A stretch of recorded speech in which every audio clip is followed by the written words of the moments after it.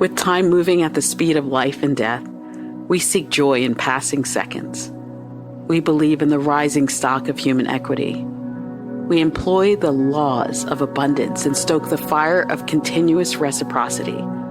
We believe in the art of creating our stories and our relationships. We believe in the richness of reliability and trust, in the elegance of the helping hand. We believe in rising together, in upholding the traditions of the village, in the innate dignity of communal success, where neighborhoods leave no neighbor without. We believe in the celebration of harmony, understanding there are no throwaway people, that each of us is endowed with gifts and needs for services to exchange with purpose and kindness.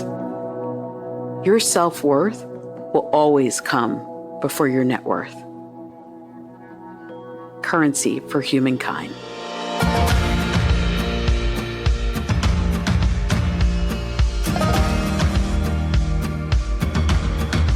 You are listening to Carla Ballard, host of Currency for Humankind, where we get to sit down and talk about this lovely subject of community capital. Welcome. Welcome, welcome. My goodness, this is such a special interview. Why? We are coming from San Juan, Puerto Rico on a sojourn. And I'm on a sojourn right now, literally about ready to enter into what I believe is going to be one of the most amazing podcast episodes of the century. Yes. For Currency for Humankind. Yes. And if there's one thing I've experienced in my connection with our upcoming guests is such electricity, such a current literally running through this spirit that is about ready to change the world. Whew. All right, we are diving in. This is Carla Ballard, your host with Currency for Humankind, broadcasting from San Juan.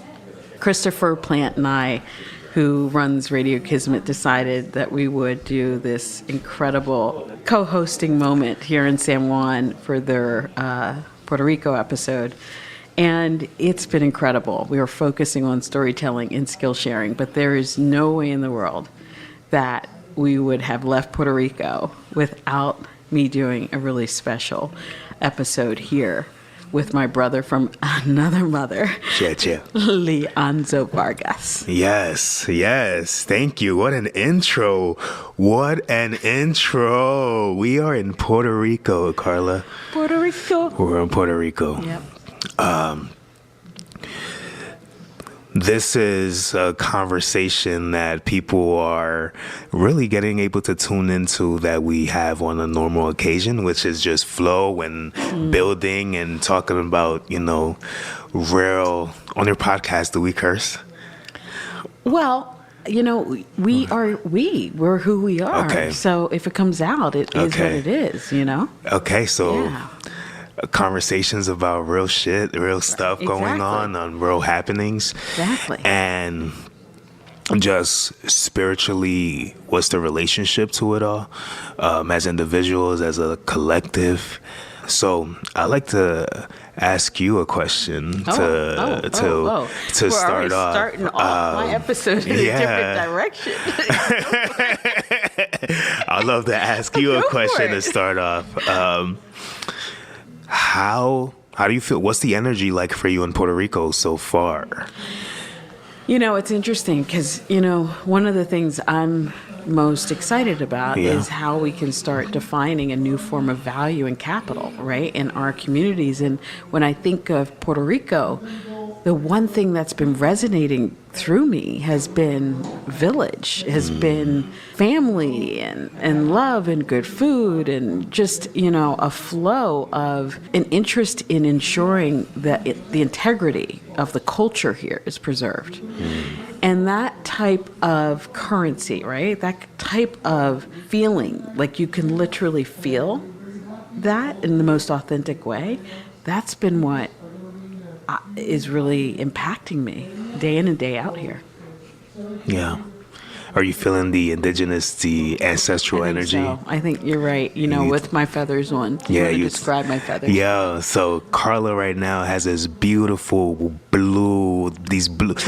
turquoise Ocean colored. Yeah, animal prints, feathers, really tapping into our native, Yeah. land. Yeah, it makes you feel that way when you're in an island. I grew up, in Barbados when I was younger during the summers, and you have that, Caribbean diaspora heritage. Yeah. And what's powerful when you think about getting back to our roots, literally that's the vibe that you feel here. You feel very rooted. And it really ties into when you talk about, when you say roots and you talk about building village, it's interesting that... Can't wait to get into that question. Now my table's ready to turn. Go ahead. It's interesting, the energy and the shift that is happening of people wanting to get back to, that authenticity, and during the pandemic, having to rethink what our lives were and how we thought they were supposed to be. And now knowing that what we think what is or what was, we get to decide what that is, right. But also we get to decide that there will no longer be people who decide what is for us, but in a way that we can create that for ourselves with as the circumstances are. But I think it's a lot of the veil has been lifted. I think a lot of that, the equation, the outcome of the equation of that has been what is real. Like, what is, a lot of people questioning what's real. Yeah. Almost like if you look at it at a balance statement, you're saying, okay, what's the net? Yeah. The net is to be as authentic as humanly possible is our way to really feeling the liberty that we want to experience, So I didn't introduce fully who's in front of me. Oh, man, because we just dive in. We dive in. Do it now. Okay, so I had gone through a pretty interesting period when I came back from California to Philadelphia, and I had a pretty massive event happen that was service-connected trauma related in my family, and I was just not in a great space, right? And I remember a mutual friend of ours, Michael Farber, had said he was going to be bringing Breakout, to Philly. I said, that's incredible. That's awesome. He said, and guess what that means, Carla? Because I've been asking you to come to Breakout for years. That means you're in Philly and you're going to be breaking out and bringing your little whatever, right, to the event. And I said yes. And I was so happy because I ended up on this rooftop in Philadelphia that created such a moment for me, because I kept talking about through YING building a global village. It's even in my poem, our manifesto, and this was years ago that we wrote it. And all of a sudden, I see these fabulous brothers roll up, okay? Literally coming in with these T-shirts. And it was GLBLVLLG. And I was like, there's no vowels in that. Because there's no I in village.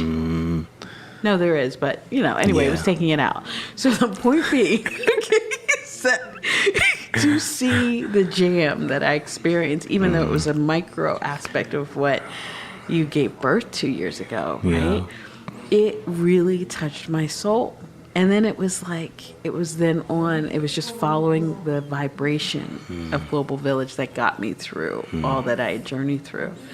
And I was so grateful. And Leonzo and I, ever since that time, which is now got to be 2019. Wow. Or 2000. It was 2000. Yeah, it was July 2019. Yeah. July 2019. From then on, we were connected. It's been on ever since. Journey. Leonzo Vargas. Yes. One of the co-founders of Global Village, but the leading voice, but now transitioning to something really powerful and beautiful. But let's take it from the beginning. Let's do it. Yeah. What even led you to Global Village? Oh, man. The short answer that I'll start with and then expand from is I just needed to feel truth in this world. Like, I needed truth in this world, you know? My entire life has been people telling me what is and what isn't, and me feeling like what is and what isn't doesn't make sense. Wow. You know? But what makes sense is people feeling good energy, feeling safe, music, people doing what they love to do, like seeing joy on television, life being reflected back to me through entertainment. And that was about the only thing that made sense, and none of those things were being taught in any space that I was in growing up. Wow. You know, and to me, I still think about it. I'm like, man, it's interesting that the things that we most consume are not being taught that this is a valid way.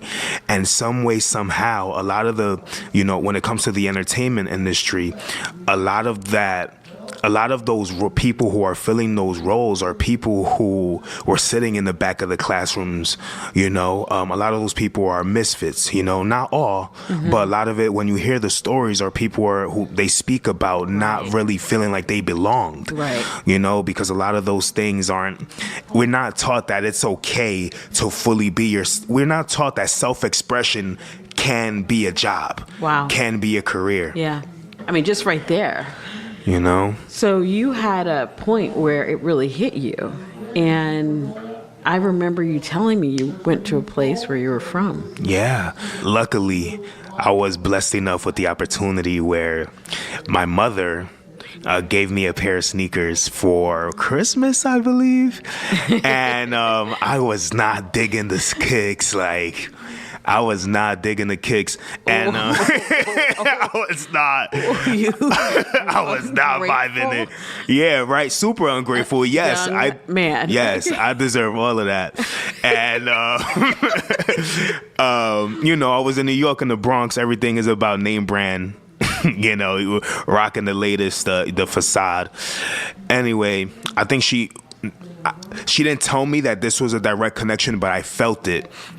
There was she knew that I needed to experience where we're from and what life is really about. So where are you from? Honduras. Ooh. Mm-hmm. Yeah. So we took a trip to Honduras, and that really shifted everything for me, you know, seeing a child when I first come into the town. The next morning, I came in at night. The next morning that I wake up, there's two children running and they have no shoes on, right? Wow.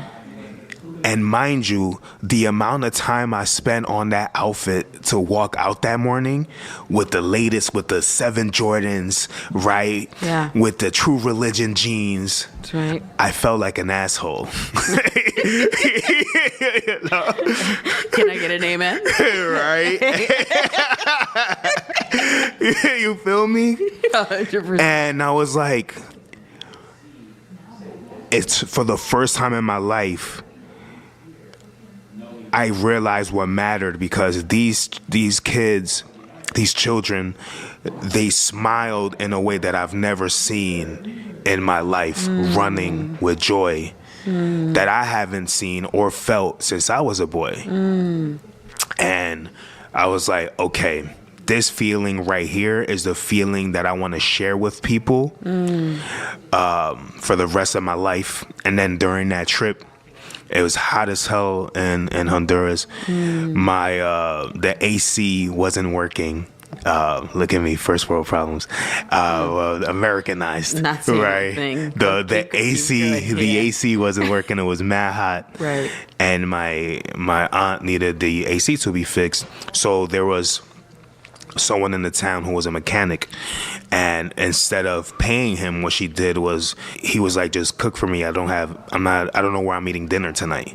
So they shared their skills. So they shared their skills. Powerful. And then that's the first time where I understood the concept of it takes a village, and that people use their skills and their resources to survive. And I've never seen that never saw that in my life in that way, presented in that way, you know. And sometimes it takes for you to be pulled out of your environment to really see, you know. So and gain perspective. So there wasn't currency being exchanged as we know it, fiat currency. It was straight up like love, affection, caring, support. And then that's when I saw, that's when it clicked, like village. And then I got back and I had friends who are, their parents are from different countries. And when I was sharing my story, they were like, yo, it's the same in my country. And then that's when it hit me like global. Oh, this is a global thing, global village. And then I knew from that moment on that was the avenue that I wanted to take to share joy, you know? Leonzo, you ended up having these wonderful gatherings, which you call jams. Mm-hmm. When I see you, it's almost like you're channeling, right? It's like you go into whatever meditation, and then all of a sudden, you've already been incredibly mesmerized as a guest walking into that space, because you have beautiful, beautiful people of all walks of life wearing just like whatever it is they want to express as themselves. Yeah. And then you have this circle. You're in a circle. When do you see a circle, right? And so you're in this circle, you hear this music playing, you see art, you see all these incredible displays of art and activations in food. And, you know, it's like you're doing this micro experience and vibration of what village really should feel. And then at the end of the day of that village that you may be residing in, you come together, you gather around this beautiful circle. And then all of a sudden, there's this vibration, this energy that comes out. And you know this individual has something to do with this circle. Yeah. But it's almost as if you're claiming it literally as your space to heal. And to heal those around the circle. Like, when did that come to you? Because that's just a moment. Yeah. Well, thank you for that description.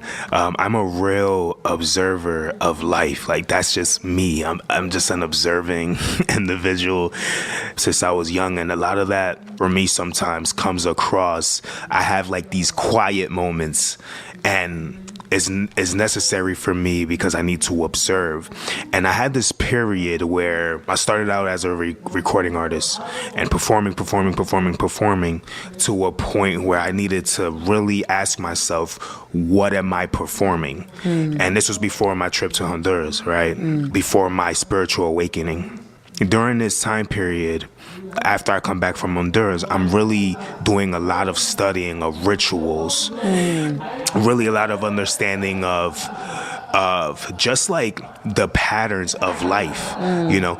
And I realized that a lot of the African rituals, a lot of the African dances are circular. And a lot of the dances in my family, of my culture, my tribe, the Garifuna culture, when we dance, is dancing face to face with a partner, but you're like going in a circle.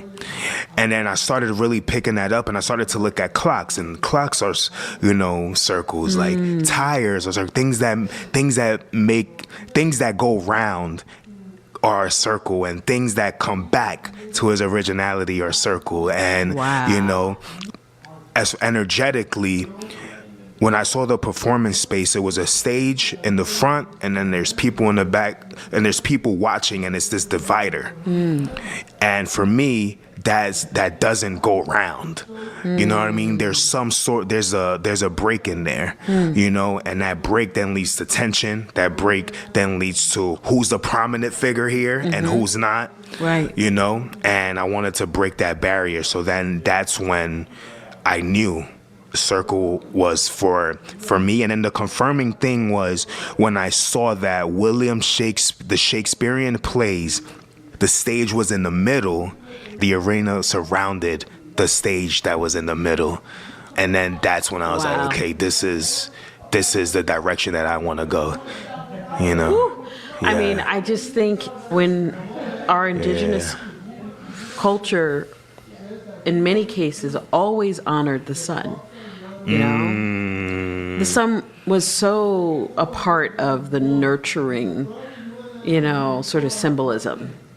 right, from day one. It nurtures, it feeds, it warms the earth. It allows for growth to happen, Yeah. right? And we've taken that philosophy outside of our everyday, current, modern culture, Yeah. right? When I think about this idea of nurturing and warming and growing things, literally that are in a circle, we need more of that. Yeah. Right? Yes. We need more of it. And so I want to kind of take us through that experience. Your entrepreneurial experience with Global Village taught you what? Well, it taught me a couple things, right? One, it taught me that you need to figure out some sort of model to sustain the impact that you want to create. It taught me that figuring out a problem that the world needs solved is key to the entrepreneurial lifestyle. So what did the entrepreneurial journey of Global Village teach you? What did it teach me? I mean, it taught me a lot of things. It's hard to answer it, isn't it? Yeah. But it's hard to answer it, I think, for a reason. I think you're still learning. Yeah. I think it's interesting because for our listeners, Leonzo and I are very good friends. Yeah. So we often have these moments of like deep conversation about life, about our companies. And, I think the reality of why I think it's so relevant for that pause is because so many people are still learning. People who've been entrepreneurs that are going to listen to this for 15, 20, 30 years are relearning. And I think there's something really powerful about the pandemic because a lot of folks that were high on the hog, right? And feeling very secure, not maybe putting value on their employees like they wish they had, not putting value on their own personal work-life balance like they should have, health, I could go on and on. Yeah. We're given an opportunity to relearn how to. Oh, yeah, for sure. You know what I'm saying? Oh, yeah, 100%, Right? yeah. So I think we're all still learning, and that's why it was hard to respond to that, because I'm still learning, right? And we have an opportunity now to kind of really reflect upon who we are. Yeah. Right? And I feel like you've done that recently. Yeah. You've taken the time to do that. And it was a really pivotal moment. Yeah. You read a pretty cool book, I heard, Turning Pro, right? And it sounded like it kind of took you through this, all right, let me recalibrate. Yeah. Share what that experience was like and where you're landing now. Yeah. The experience of recalibrating is an interesting one, right? Because the first step to that is being honest with self. First off, you have to be okay. I had to be okay with telling myself things have been great, but there's also things that need to shift, right? Am I okay with continuing? Knowing this, am I okay with continuing the way things are? And do I have the respect for myself and the respect for my journey and the respect to my intuition of knowing that there's a shift, there's shifts that I need to make, right? So the first thing is honoring that you need to let go. And I think that's a tough thing. That's not even that's a tough thing to do. It's letting go of how you think things are supposed to go. Oh, that's a word. So that's what it was a lot for me. And we built something great with Global Village. A lot of the truth is, and I think a lot of entrepreneurs will relate to this because I've been having a lot of conversations with entrepreneurs here in Puerto Rico sharing the story. And there's the mission-based side of things, And then there's the sustainability side financial of things. Side. And financial side of You things. mean community capital and financial capital. Right. You know, and understanding that the financial side of things is something that needs to be addressed. Right. And when there's financial capital, there's a higher ceiling also of impact that can be made, because you can hire more people, which means that there's more time, you know, there's more collective time, which means that there's more effort, there's more time, there's more energy and things of that sort. And the movement was really growing so big that it was hard to manage that without that financial sustainability. So I had to take a pause moment to understand what the financial state that has been developed by the system, by this capitalist society that has been built, that generates off of financial capital. And I needed to really understand that side of things. And that's a hard thing to learn. Once you understand the why behind it all, and the fact that value, you know, as a society, there's things that we place value in, but there's also like a financial system that is in place that is dictating certain things and who can do what and who can't. And being aware to know that there's some sort of that I have to play, I need to play in it to some capacity, you know, but not to lose your soul. But not to lose your soul. And that, I think, you know, we're it's almost like we are solving a puzzle right now. Yeah. The one beautiful thing about blockchain, right, and the digital currency movement. Yeah. I mean, as we talk about what new platform now, we can begin to paint a new picture of what society could place on value, right? Or prioritizes as value, right? And what instruments do we want to recreate that give us the opportunity to account for that, right? Because in many cases, fiat currency has a very yang energy. And it's a very capitalistic, quote unquote, which is seen in some cases as, you know, white, patriarch, all that. It can be seen as that if you so choose to look at it like that, right? And then people put and paint capitalism in a really super negative, very heated light. However, my take has always been, how do you extend what value is? How do you extend what capital is? Yeah, I'm in that same space. Yeah. Like you bring a different type of defined currency to it, a different type of vibration or energy. Like literally, if you could put an EKG up to, right? Two forms of activities that happen in this world. One's very external facing, very transactional in nature. The other is sort of what we call the care economy, the transformational moments where you're transacting or skill sharing, and it's all about community. It's a different vibration, right? And I think what digital currency does, it gives us potentially the landscape to blend the two and to create more balance. Right? And so that's what I feel like our society is leaning more towards. So you pivoted. You started taking this new pivot. Which has been learning that for the financial game, and with this new world of crypto, which allows everyone to play. You know, who, you know, not people who have the access, you know. Well, that becomes a controversial, potentially questionable sometimes topic. Like, can really everybody play? But the access to this currency is much greater if you at least have access to a phone, right? Access to the internet. Some people do not have that access at digital all, equity, right? And digital currency inclusion, right? And so in that vein, I think we have a lot of opportunity to grow. But I think there's something that I want to circle back to your cultural capital, right? Because you have a lot of cultural capital.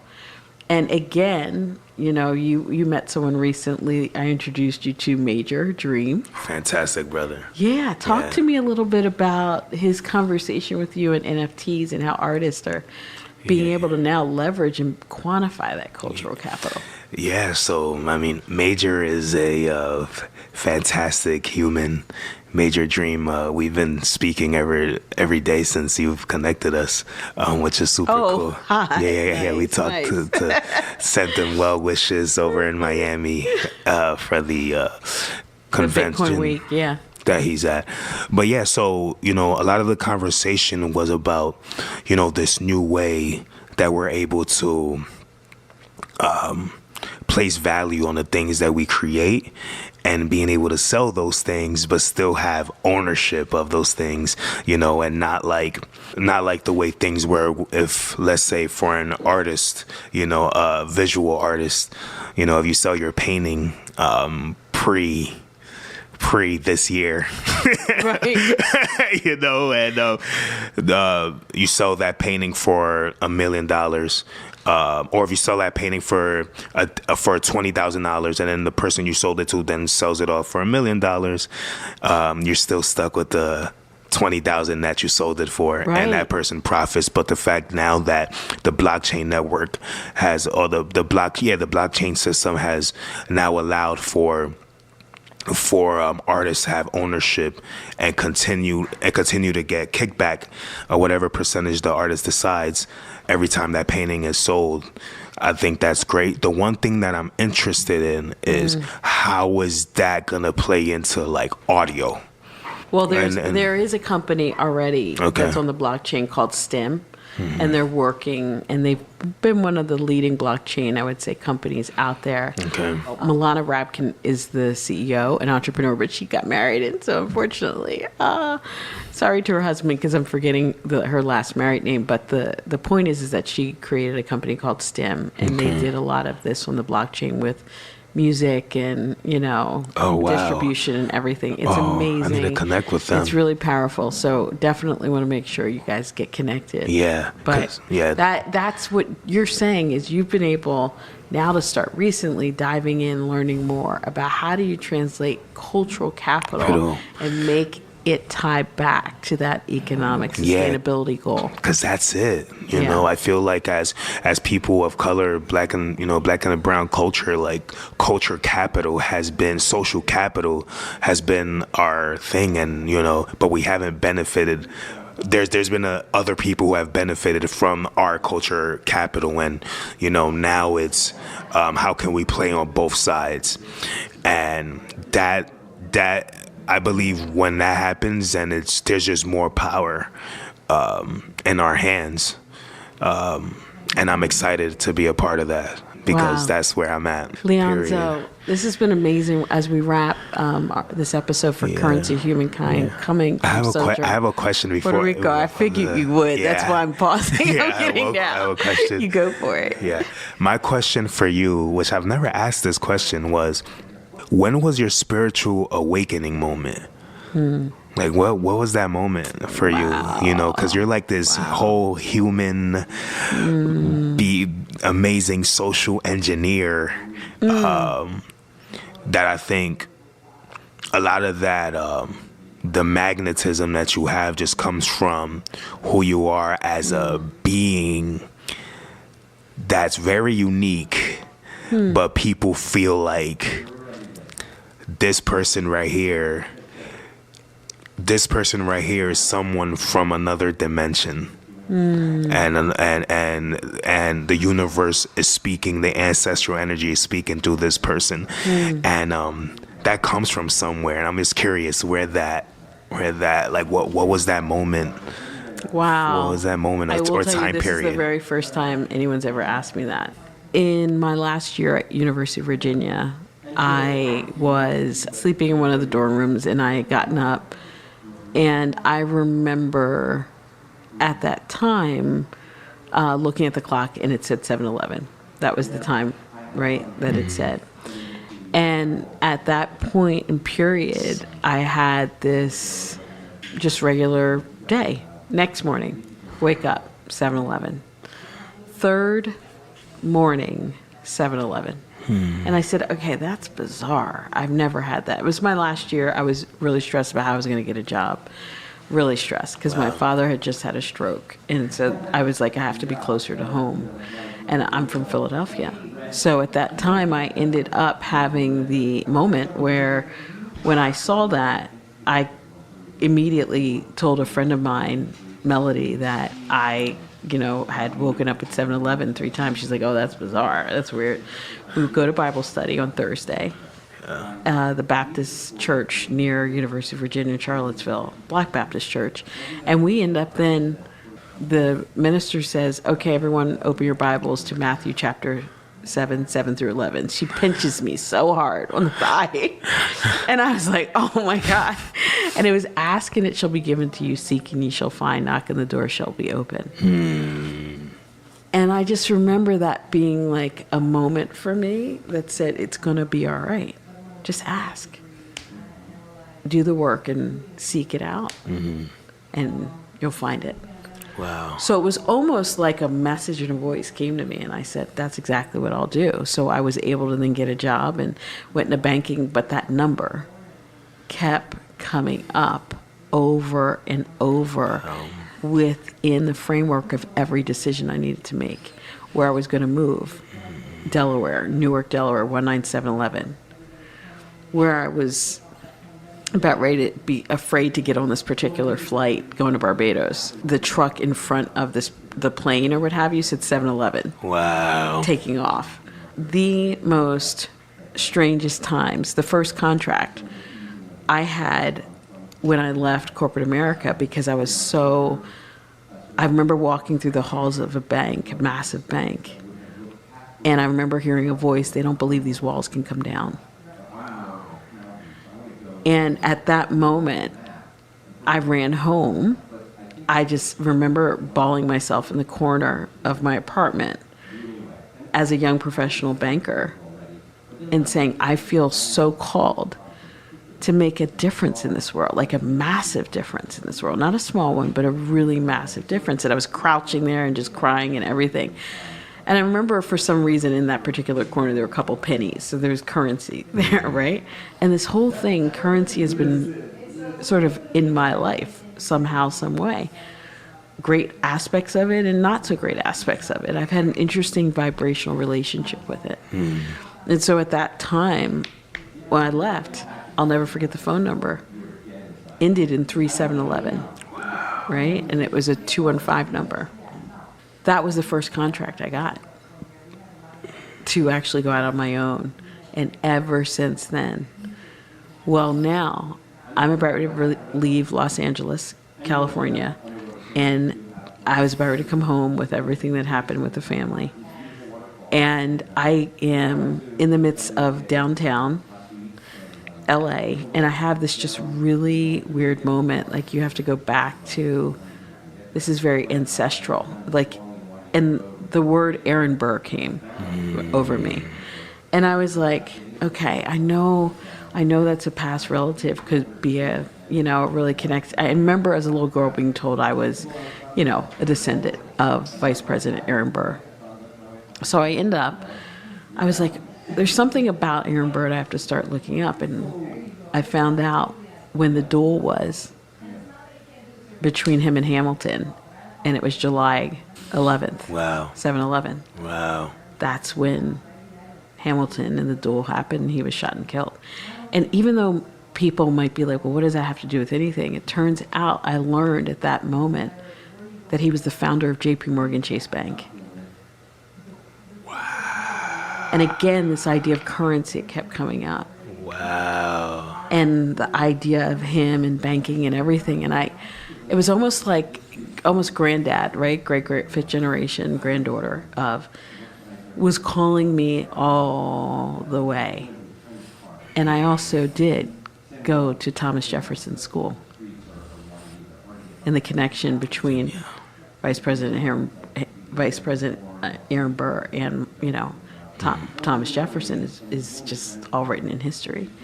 And it was so weird. So I feel like I had always been this calling. And then eventually I'm now connecting with a partner who would always wake up at 7-Eleven, because I just found out that that's what time he chose Wow. on his clock. I then go and find out all these different things about the number. And the whole point is my spiritual awakening has led me to want to shift, right? The vibration of what currency exists like.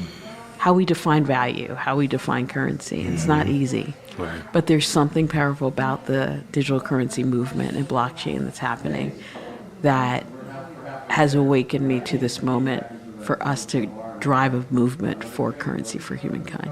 Yeah, that's it. That's it. I want to check something real quick. What date was Breakout? I know it was July. Yeah. So funny that you say that. Right? It's so funny. Because if it's July 11th, I'm going to die. I think it was sometime in July, you're right, but I don't remember if I know the date. Yo. I don't know. It was the 19th. It was 2019, but it was in July. Okay. I know you're going to freak out. Everybody should watch Leonzo's face right now. He is so curious. Okay, I want to see the date, you guys. Yeah, this is one of those moments. Okay, so the contract to do Breakout and where we met was on July 11th. Whoa. Wait, Yeah.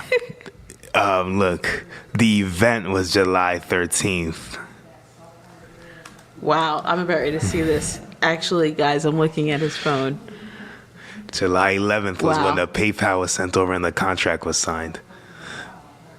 To build a global village. To build a global village, For yeah. me to witness. Mm-hmm. Okay, here's what's powerful.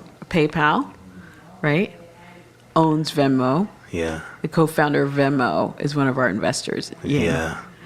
There's such incredible connection Yeah, here. It's yeah. when the contract was signed. It was when the currency was exchanged. Ah. So there you have it. So it makes sense. It makes all the sense. It makes all the sense. And I think, I don't know where this is going to take us, but I will say this. The movement, it's underway. Mm-hmm. I feel like now more than ever, we are wanting to have a sense of village back in our Yeah. society. And I think we're going to be able to make it happen. I think with the CEOs that are out there now, the people, the next generation, right, Yeah. that's coming up, there's nothing else that they want That's it. except to feel whole and human. That's it. And that's been my travel experience so far.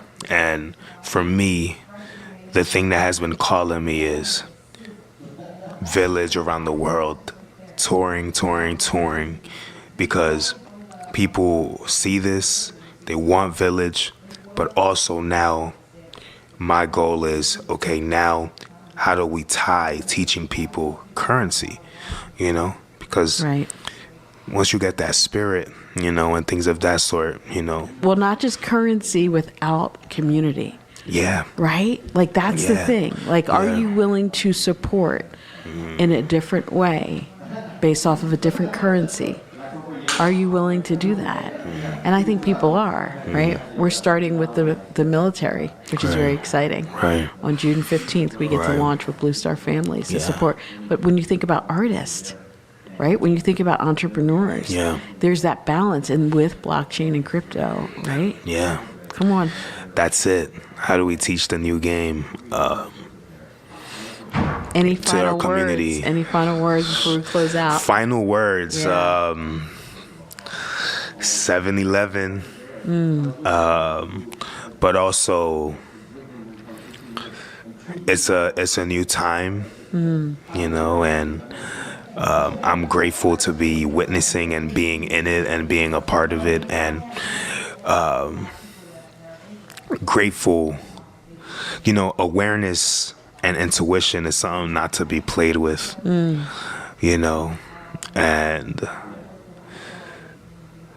just understanding the piece and the role that you play in the game of life. Whatever game board you want to call it, but understanding your role and piece in it, and knowing that how you move and that dice roll is the intuition, and the awareness is key to what's happening and not fighting it and flowing with it, but knowing how you can play in it in a way that feels good and feels right, and then you'll stay in the ball game. Leonzo Vargas, my friend, You know? a leader, an artist, Yeah. a vibe. Thank you. Thank you. Thank you. Oh, this is Carla Ballard, host of Currency for Humankind, Sojourn, San Juan, Puerto Rico. Wow. Adios. Adios.